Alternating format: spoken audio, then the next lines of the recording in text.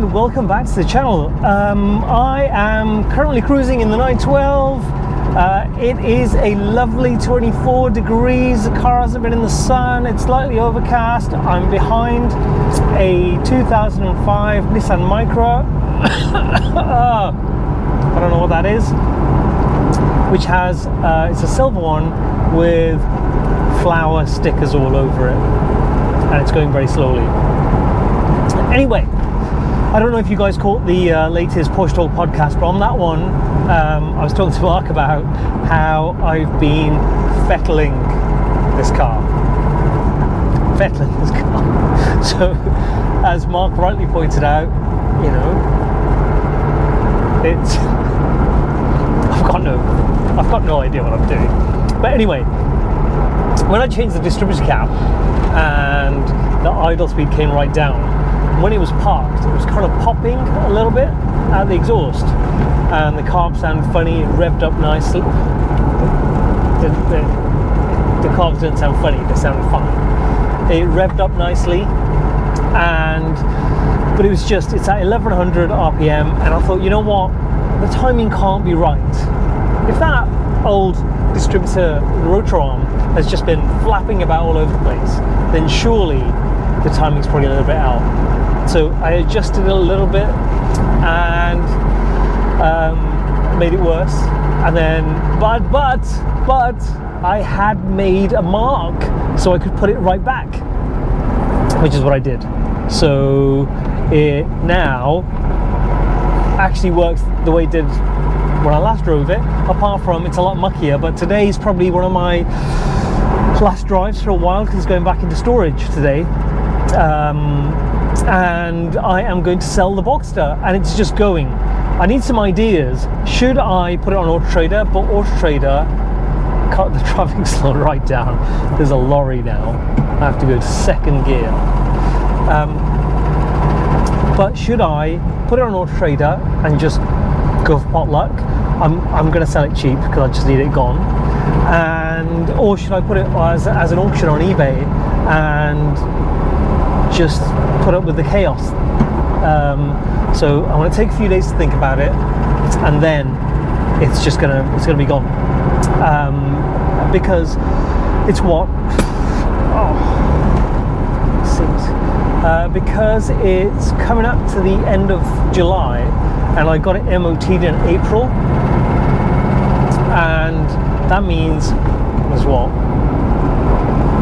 May, June. So there's about 8 months of my maths is not good. There's about 8 months of MOT left. Obviously, it's done no mileage in that time. Maybe a few hundred miles where I've used it locally. But what I'm going to include in the sale is the timing chain tensioners, which will stop that clicking. And obviously, it's got all that good stuff done. It's got new shocks on the front. It's got new CV boots, all 4 of them at the back. It's got new distance pads at the back. It's had the new stalks put in. Oh, the idle speed has gone up to 1500 RPM. Is that because I adjusted it? But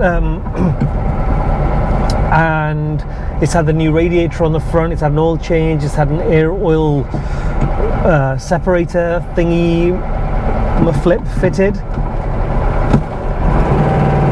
And I would struggle to find first.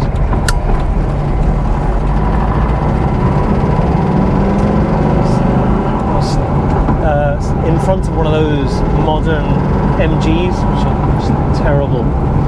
I mean, someone correct me if I'm wrong, but they look terrible. All the reviews are terrible. I guess they're that commoditized end of the market where they're just a means to an end. I just need to go from here to there, and it doesn't matter how I get there. But anyway, so what was I saying? Yes, so it's had all that stuff done. I did polish up the headlights a bit as well, but it's been outside since then, apart from while it's been in storage. And the interior is pretty clean. I'll probably give it another clean just to make sure it's pristine. The bad stuff is the stuff that we all know. It's a bit crusty on the outside. The wheels need a refurb. It needs those timing tensioners fitted, and it needs a suspension refresh, which is coffin arms, low ball joints, and anti-roll bar bushes. Actually, the car is feeling quite nice. So a few things that it needs, but I still think it's going to make a great car for somebody. As far as I know, that's what it needs. So there's too many things that I've put on it. I've probably spent in total £4,000 on it, and I bought it for 2,200, and if I could just get a little bit more than that 2,200, then it's fine. That'll keep me in coffees for another month or so, a couple of months, and pay some of my bills, and then it's time to get a job. But also what I'm going to do is fit some seatbelts to this car, so when that's gone, I can just be a bit more active on this one while the weather is good. So I'll fit the seatbelts to this. I mean, it drives so much better. There's a couple of things that I need to buy, which are tinware. I think I've mentioned those before, so I'm going to get those. But it just needs to go. And the thing is, like I was saying to Mark, I don't drive my 996, and it just sits there for days and days and days, sometimes weeks. And people always say to me, well, why do you still have it? Why haven't you sold it? Because it might sit there for weeks, but when I get in it and I drive it, sometimes I don't know I'm smiling. I wouldn't remember that I drove it and I gave it the beans somewhere, and that I was smiling. I love that car. It's about 1,300 RPM.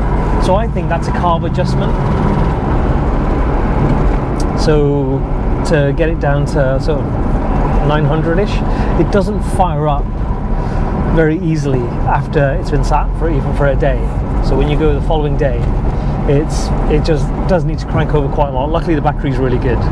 And the new fan belt's fitted. There's a spare one. I've got the tools with me to change the fan belt just in case I have to when I'm on the move, when the dreaded red light comes on, so which is good.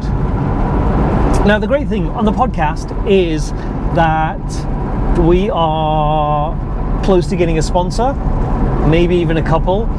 We've got some really cool guests in the pipeline. Obviously we're going to try and get PJ back on, just because he's done classics at the clubhouse and I know he was so stressed the last time we had him on. I need to get better at finding that first gear. So he was a little bit stressed when we got him on last time, and he's going to be a lot more relaxed this time, so we're just going to hear a bit more about the process that he's been through. And the other thing is, and we need to get Lara back on, that Porsche girl, and go and look at her Instagram. It's really quite funny in a good, entertaining way, because she's loving it so much in Italy and making noises about staying there, which I'm sure she's not going to. But we're going to get her back on to talk about the Mille Miglia, all the stuff that she's done over there. I'm going to go to Italy soon, but I'll be so far away from where she is. It'll be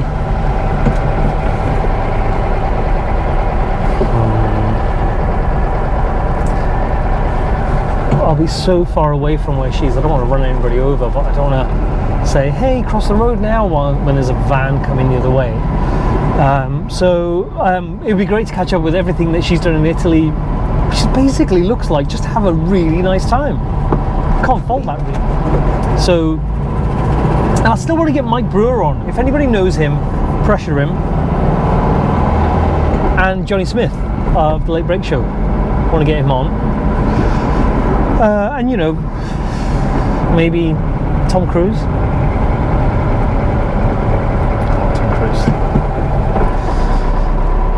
Oh, Suzuki Jimny with kind of like, can you have like a Safari Suzuki Jimny? That doesn't even make sense. Isn't it Safari anyway? Anyway, the thing that, on a similar note, the thing that my wife and I were going to do was test drive a new Jimny because she saw, did a little bit of a stutter there. The thing that she saw was that you could go and buy a new Suzuki Jimny because they stopped selling them for a while, but the price is so high. The lead time for delivery is something like 2 years, and we couldn't make it for the test drive because something came up, I can't remember what it was. And just to make sure that, because it's a 1.5, I think, the engine, and just wanted to make sure that it's, you know, decent performance, not performance, but it's able to keep up with traffic. You know, it can't be any slower than this, and this is fine keeping up with traffic. So that would be something to check out. And oh, the light's gone green. The planets are aligning. Why is it that the indicator flicks back from, hang on, which side does it flick back from? It kind of sometimes flicks back from both sides, but sometimes not from the right. Like if I'm indicating right, it won't flick back. Why is that? I don't know. Also on the job front, I had a knockback. Oh, I was so devastated. Not because, it was more because of something that I did. So in the job hunting world, if you don't know somebody at an organization already, you normally have to go through the recruitment person, and the recruitment person doesn't normally know about what you do, what the hiring manager wants. They just have a checklist.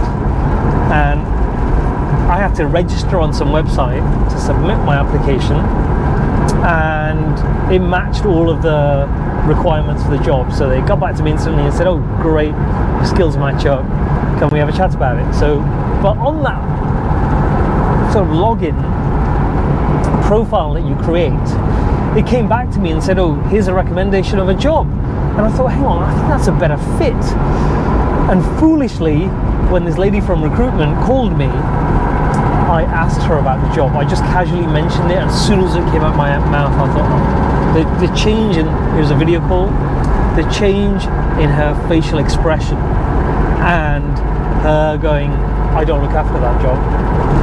And then the questions that she went through, questioning my commitment to the job that I'd applied for, and then just phoning me back the next day saying, oh, the hiring manager doesn't think that your skills match.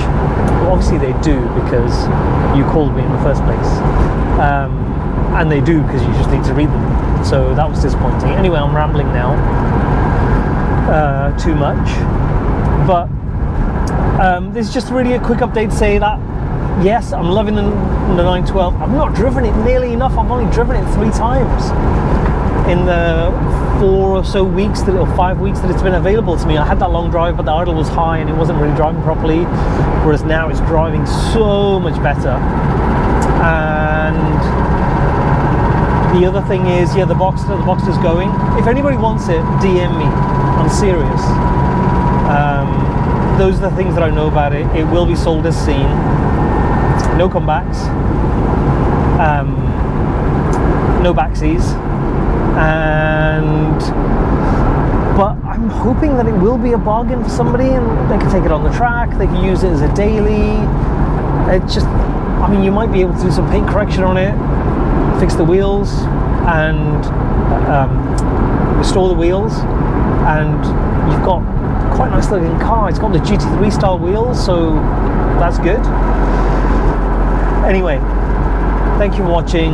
Please hit subscribe and hit like and comment, and hopefully there's not much of the car show season left, but hopefully I'll catch some of you from the UK on at one of the shows, and if anybody's flying over from Europe or the US, Australia, anywhere, let me know. I'm always up for a coffee and a bun. And everyone else, and everywhere else who's not flying over, hello and stay safe, and I'll catch you in the next video. Thanks for watching.